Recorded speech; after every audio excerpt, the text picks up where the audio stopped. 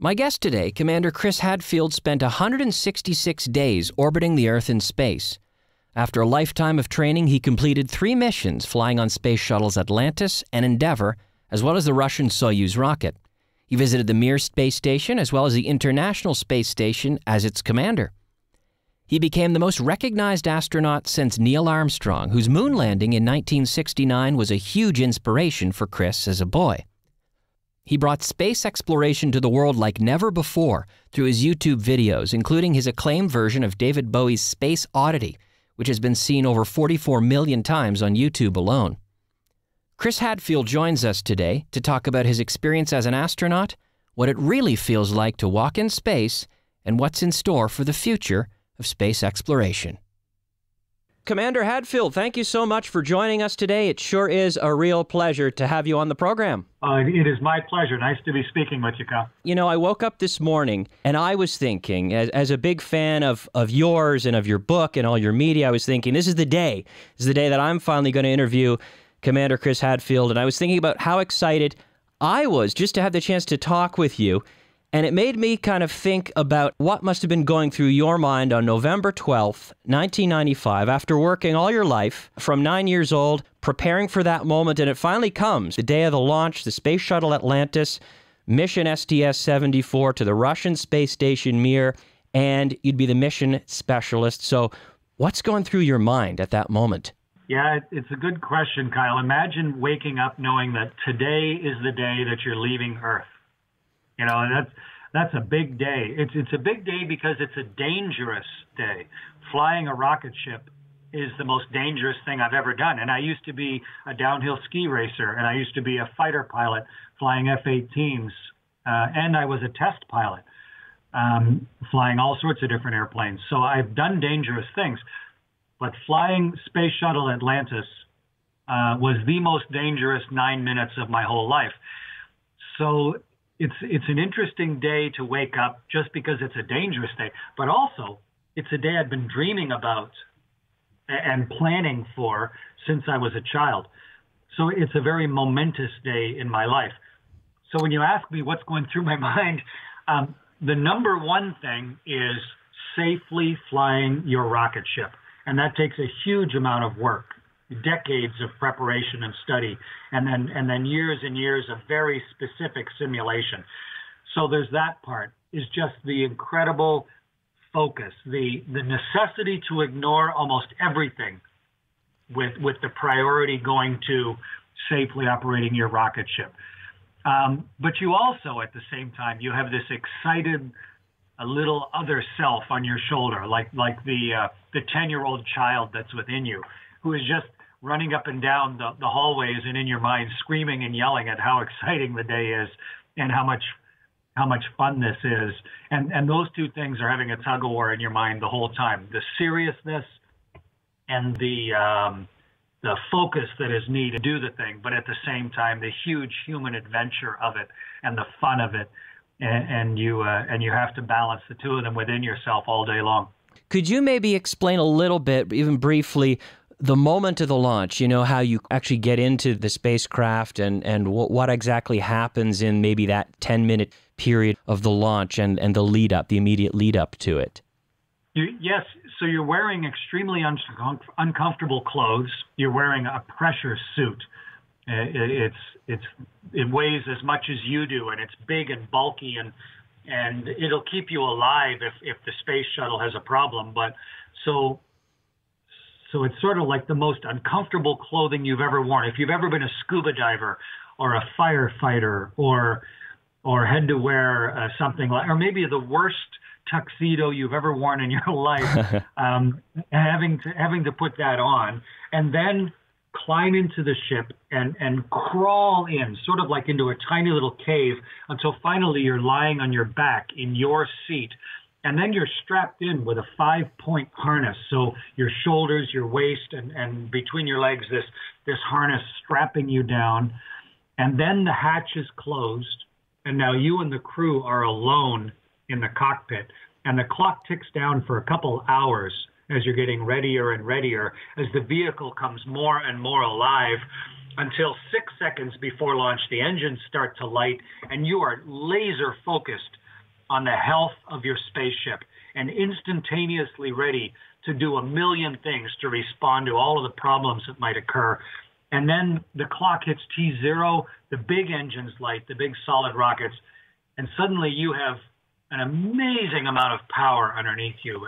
It's like 80 million horsepower. It's incredible, the crush of power ramming you towards the sky, and you're watching how the vehicle's doing and making sure it's jumping through every single hoop that it needs to go through, and this enormous foot of power is pushing in the small of your back like you're in the top of some unstoppable piston jamming you up into the sky, and it's vibration and acceleration and force, and you're getting crushed, and meanwhile you're talking to Houston and talking to each other and watching all the indications, and after 2 minutes you're above the air and the big solid rockets explode off, and then it's another 6 minutes of smooth, hard acceleration as you're pushed, and finally after 8 minutes and 42 seconds, just under 9 minutes, you went from lying on your back in Florida to now you're going 8 kilometers a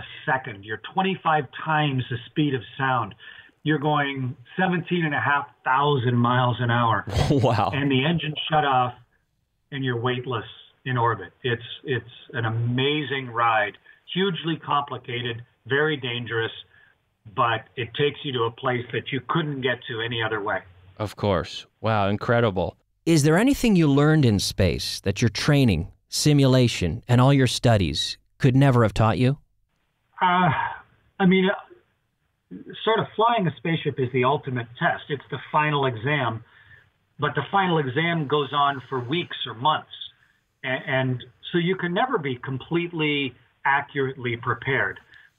It's sort of like a very complex test where you study and you learn all the theory and then you do a bunch of practice questions. But when the test is actually in front of you, it's different. You haven't seen those exact questions before, but hopefully in all of your preparation and study, you learn enough that you can go, I don't really recognize this problem, but I can figure out how to solve it.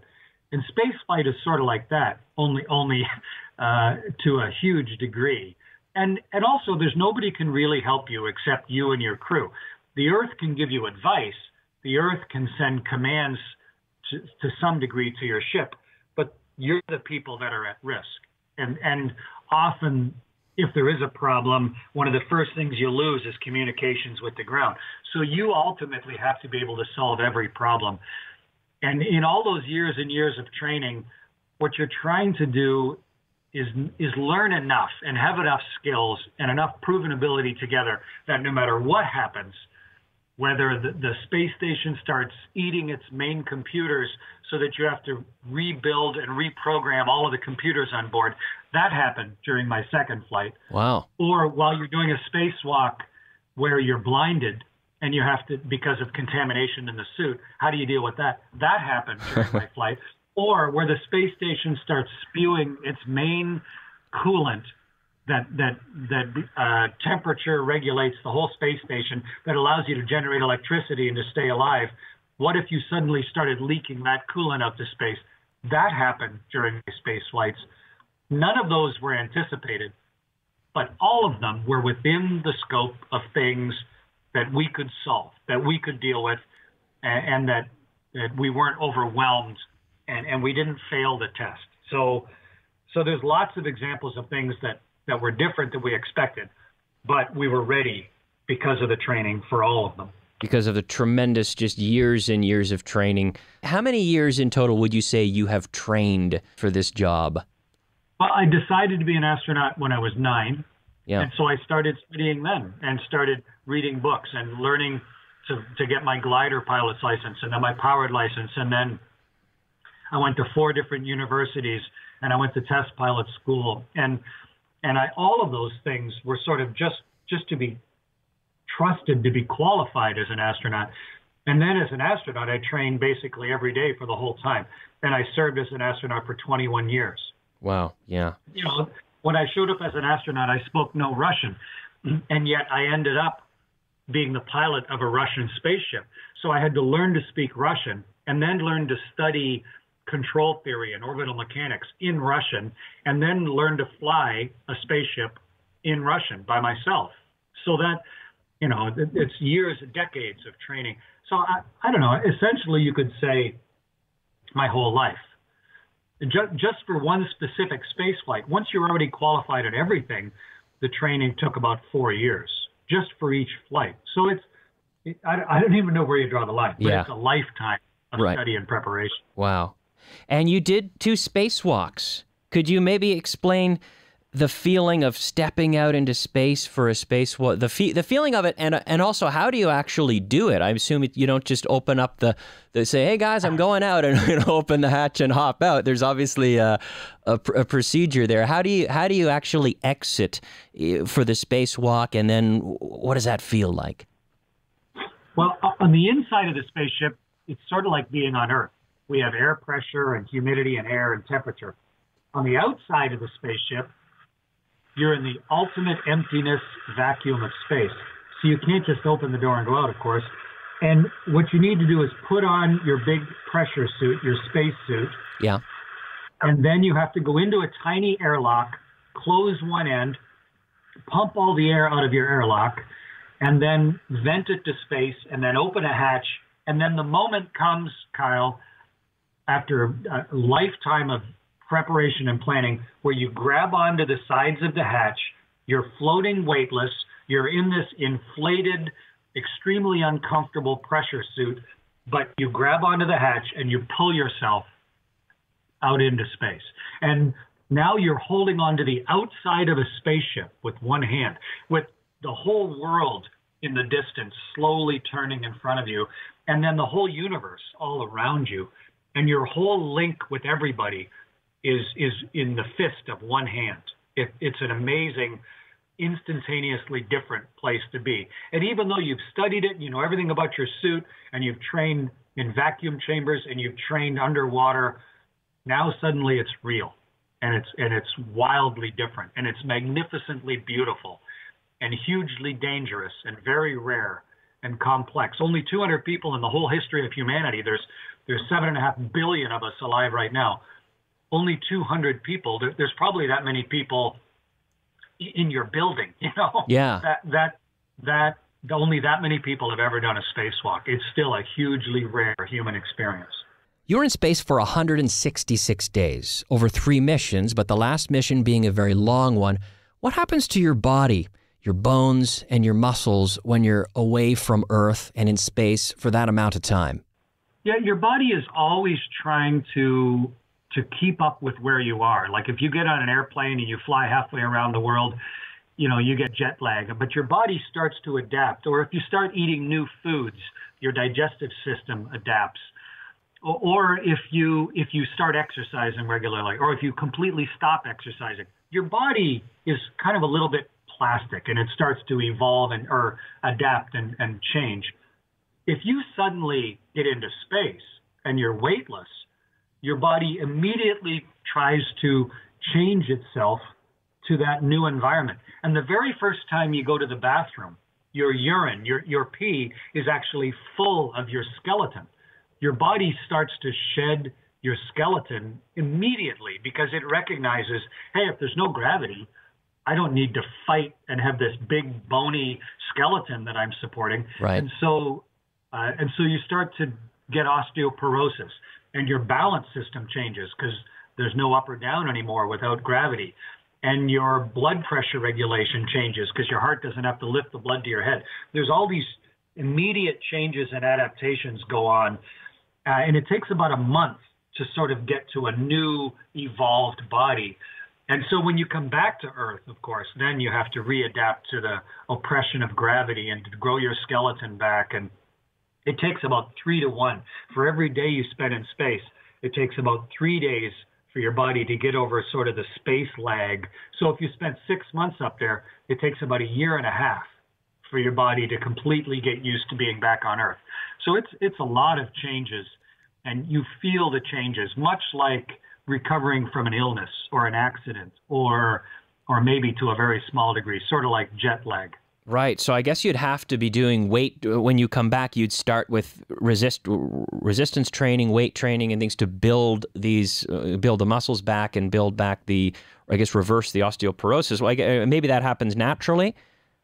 It does. But we exercise 2 hours a day on the space station just to maintain our muscle strength and our cardiovascular system, our heart and lungs, and to keep our bone density as high as we can. So 2 hours a day on the space station. Yeah. But you're right. When you come back, our trainers and our therapists are pretty careful with us so that we don't break. We've had 2 astronauts when they come back slip and fall and break a hip because they have osteoporosis so bad. So we want to be very careful. But and so we follow a rehabilitation regime very carefully to try and make sure that we get our bodies back as quickly as we can in a measured and careful way. Right. You did this version of David Bowie's Space Oddity. It has, I think, 44 million or so views, more than the original or the official Bowie version. In fact, quite a bit more, it seems, at least on YouTube. I was wondering, how did you get the idea to record that, as well as all the other videos that you were doing, which are fantastic? How did you get the idea to do those videos, and specifically the music video, and what was it like recording in space? As an astronaut, you speak in schools all the time, and I was an astronaut for 21 years, so I spoke in hundreds and hundreds and hundreds of schools, and you sort of get a sense for what people are interested in. And so when you're living on a spaceship, how do you share the experience? How do you address those interests? And so that's why I made like 100 different videos up there. I spoke on all different topics. I worked with schools. I emailed with schools. I did a music project with 700,000 students live, where I wrote a song and then performed it and sang it simultaneously live with schools all around the world with 700,000 kids. So all of that is to try and share the experience. And I've always been a musician. In amongst the other things I do, I've written songs and recorded albums and played with lots of musicians. And when people saw that there was a musician writing and recording up on the space station, they started asking for me to do a cover of Space Oddity by David Bowie. And at first I was sort of against the idea, but I worked with my son. He said, just do it. I recorded it, and the guitar floats all over the place, and your voice is funny because you don't have gravity draining your sinuses. So it's sort of like singing with a head cold. Mm-hmm. But I made a recording of it, and then one day I made a video of it. And you're right, it's a huge result. There are hundreds of millions of people have seen that video. I think, as you say, like 30 or 40 million have seen it just where my son put it on one website, on one YouTube site. So it's had a big impact of people seeing the space station differently. And Bowie, to me, the best part was Bowie loved it. I got to contact him back and forth a few times, and he wrote that song when he was still a teenager, when he was like 19 or just turning 20. And so for him to see that song at the end of his life, to see it performed in a place that he always wanted to go, and he always dreamed of flying in space. He wrote all those songs with a space theme. Every interaction I had with David Bowie, he was a gentleman and thoughtful and funny and original. And so to me, the best part of having recording it was to see just what a good person David Bowie was. Yeah. And it must be a great tool also for the International Space Agency for just drawing attention to space, because it's always been that you hear about space, you can read about this, but we never really saw, I guess, with the advent of YouTube and then you really taking advantage of that tool, we could actually see what was going on, and it kind of made it real, I guess, for people, right? And I guess that I suppose that's something that you hear a lot? Yeah, my first 2 space flights, they were before social media, and we didn't have the communications capability. So even though the experience was the same for me, it was much more difficult to share it.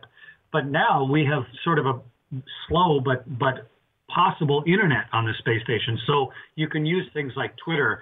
And that's why I have 2 million people following on Twitter, because they could suddenly see something that they were already interested in, but now they could access it. They could make it real for themselves. And we're just people up there. We're not robots or something. We're just people. And so to be able to let people see the experience, to see the wonder of it, to see how beautiful the world is, to share it through ideas and images and music, I think people can then actually understand space exploration and the Earth more clearly as a result, to actually see ourselves in the correct context. And that to me is really important. We're not doing this for ourselves up there. We're doing it on behalf of everybody. And it's great that using technology, that no matter where you are, you can start to get a sense of what exploring the universe in person is really like. Absolutely. From the International Space Station, how do you get back to Earth? On Earth, you obviously have all these people, these teams around you helping you prepare for the launch, but up there, there's just a few of you and you have to calculate things perfectly, I guess. How does that process work? The ship that we fly up to the space station with, it's a little Russian ship called the Soyuz, which is the Russian word for union, because it unifies the Earth and the space station. It joins them together. It's the capsule, or the little ship we flew up there, and we docked it. And our whole time living on the station, it's like our car parked at the exit, so that if we had a fire or if someone got sick, we could jump in our Soyuz and come home in an emergency. But it's also sitting there patiently waiting for our 6 months to be up. And at the end of the 6 months, we hand over control of the space station to the next crew that's arrived. And then we put on our pressure suits, we get into our Soyuz, we close up the hatch, and then we do all the math, and we do the timing right, and we fire our engine so that it drops us into the atmosphere in just the right place, so that we float down to Earth under a parachute where someone on Earth is waiting for us with medical care and rescue vehicles and some helicopters and stuff. And we take it very, very seriously and train for it for years and years, just so that when the day comes, you can remember everything you have to do and you can fly your ship home safely. Do you think there's life on Mars, or has there ever been life on Mars? And do you think we should have manned missions to Mars? Should we be trying to do this? Yeah, David Bowie had the same question, right? Life on Mars. Well, we know there's life on Earth. And people imagine all the time that they see UFOs, or people talk about aliens and ET all the time. But the reality is the only life we have ever seen is on Earth. We're looking, but we haven't actually found life anywhere else yet. Maybe there is. We don't know. But we're hunting for it. That's why we have probes, robots driving around on Mars, and why we landed on Titan, and why we're driving inside the rings of Saturn right now, and over the poles of Jupiter, and why our big telescopes are looking at other stars. We're actually seeing planets around thousands of other stars right now. So our technology is maybe just about good enough to answer your question, but we don't know the answer yet. We haven't found life anywhere else. And sending a probe is a good first step, but probes are pretty limited, and when we're really interested in something on Earth, we might start with probes, but then eventually we send people, because people are much better thinkers and schemers and investigators than machines are. And so there's nothing special about space exploration. It's like exploration anywhere. And so eventually we will go from where we live right now on the space station, where we've been living for the last 16 or 17 years, we'll go further, and not just with a probe, but actually to go start living, sort of like we have in Antarctica for the last 100 years, where it used to be just probes and just briefly, but now thousands of people live in Antarctica. And we'll do that from the space station. Eventually we'll go to the moon, not just like the early probes like we did back in the 60s and 70s, but to actually stay.